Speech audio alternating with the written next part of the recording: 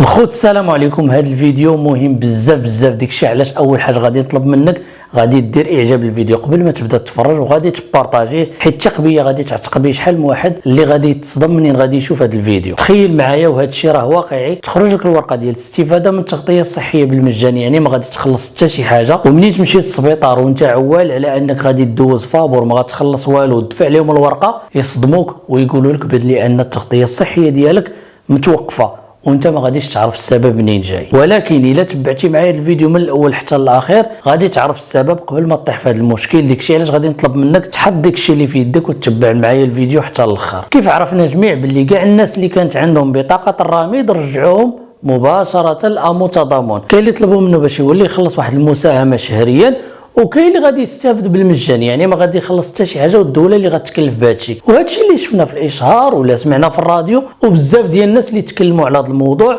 ومنهم عبد ربه. الا شفتي في الورقه اللي عطاوك ديال التغطيه الصحيه الاجباريه غادي تلقاهم كاتبين لك بدايه الصلاحيه وما دايرينش لك نهايه الصلاحيه، يعني ما دايرينش لك فوقتاش غادي تسالي. ودابا غير تخيل معايا تكون متبع مع شي طبيب او لا عندك مرتك غادا تولد ولا شي واحد اللي عزيز عليك قدر الله كان مريض وغتمشي للسبيطار وانت عوال على انك غادي دوز فابور حتى يصدموك ويقولوا لك بان البطاقه ديالك راه ما بقاتش خدامه وباللي التغطيه الصحيه توقفات عندك وخاصك تخلص الطبيب. شنو غادي دير دابا؟ غادي نرجعوا شويه للور، غتمشي وغتشد بطاقه الرامد الا كنتي مازال محتفظ بها، غتمشي وغتشوف تاريخ انتهاء الصلاحيه ديالها، راه تتكون مكتوبه في البطاقه، كيقولوا لك تاريخ انتهاء الصلاحيه ديال البطاقه ديال الرامد ها فوقتاش غادي تسالي، وبهذاك التاريخ هو اللي غادي تعرف به فوقتاش غادي توقف عندك التغطيه الصحيه.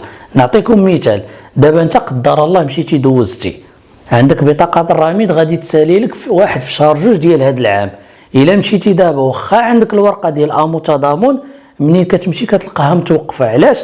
لان البطاقه ديال الرامد ديالك سالات في واحد في شهر 2، يعني اوتوماتيكمون مباشره كتوقف عندك الصلاحيه ديال تضامن ديال هذه اللي خرجت ديال الضمان الاجتماعي. دابا منين كتوقف عندك هاد تضامن ما تبقاش خدامه عندك التغطيه الصحيه، شنو الحل اللي خصنا نديرو باش اننا نجدوها؟ يعني بطاقه الرامد اللي كانت كتكون عندنا منين كتقرب تسالي كنمشيو نجدوها، يعني حتى هاد تضامن حتى هي غادي نجدوها. سمعوا دابا مزيان شنو خرج في القرار المشترك ديال وزاره الصحه ووزاره الماليه ووزاره الداخليه. قال لك اسيدي الناس اللي عندهم بطاقه الرامد اللي كانت غادا تسالي، ركزوا معايا مزيان، اللي كانت غادا تسالي في التاريخ ما بين 1 في شهر 12 من العام اللي فات، يعني 1 في شهر 12 2022 و31 في شهر 12 من هذا العام ديال 2023، يعني باقا ما تساليش لي حتى 2023، خاصهم يمشيو يديروا طلب ديال الاستمرار في التغطيه الصحيه، يعني خاصهم يجدوا هاد التغطيه الصحيه اللي عندهم دابا ديال تضامن. هاد الشيء خاص بالناس اللي مستافدين فابور، يعني اللي مكلفه بهم الدوله. وهذا الطلب ديال التسجيل راه بدا في 1 في شهر 1، يعني 1 في شهر يناير 2023 ديال هذا العام، غادي يسالي في شهر 6 30 في هذا الشهر 6 ديال 2023 غيسالي لكم التقياد، يعني خاصكم تمشيو تجدوها في هذه المده ما بين شهر 1 وشهر 6. اما الناس اللي باقا بطاقه الرامد يلاه داروها مؤخرا وباقا ما غاداش تسالي لهم حتى 2024 او لا حتى 2025، حتى هما قالوا لهم خاصهم يمشيو يتسجلوا ويطلبوا طلب الاستمرار في التغطيه الصحيه المجانيه في التاريخ ما بين 1 في شهر 7 ديال هذا العام 2023 حتى 30 في شهر 11 من هذا العام ديال 2023.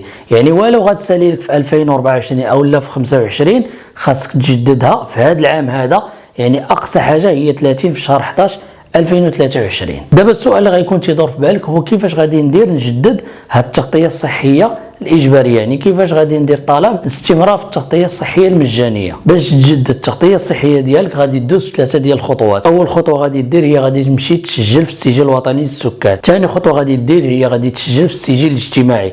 اللي ما عرفش شنو هو السجل الوطني للسكان والسجل الاجتماعي انا غادي نخلي لكم الفيديو في اول تعليق او لا في صندوق الوصف للناس اللي متبعيني في اليوتيوب، وراني فايت شرح لكم شنو هو السجل الوطني للسكان وشنو هو السجل الاجتماعي. ومنين غادي تسجل في السجل الوطني للسكان والسجل الاجتماعي ديك الساعات غادي تمشي دير الطلب ديالك في المقاطعه او لا كتمشي شي مكتبه اللي قريبه لك او لا القياده اللي انت تابع ليها. المقاطعه والقياده اللي تابع ليها هما اللي كيرسلوا هذه المعلومات للضمان الاجتماعي باش انك كتستافد. دابا السؤال اللي خاصك تسولني واللي مهم بزاف هو الناس اللي كانت عندهم بطاقه الرامد واستافدوا من هذه التغطيه الصحيه بالمجان، يعني ما خلصوا والو، واش الا داروا هذا الطلب الجديد وطلب الاستمرار في التغطيه الصحيه واش غادي يبداو يستافدوا فابور او لا خصهم يخلصوا من الشهر للشهر. باش هذا الفيديو ما غاديش يجي طويل غادي نجاوبكم على هذا السؤال هذا في الفيديو الجاي ان شاء الله. داكشي علاش ما تنساوش اول حاجه غادي ديروا الفيديو البارطاج باش الناس اللي عزازين عليكم يستافدوا. راه ديما كنقولها راه تندير واحد المجهود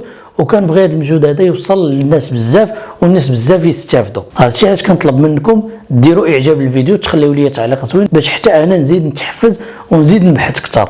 واللي عنده شي سؤال يسولني في التعليق او لا يسولني على الخاص. دمتم في رعاية الله وحفظه ونتلاقاو في فيديو جديد.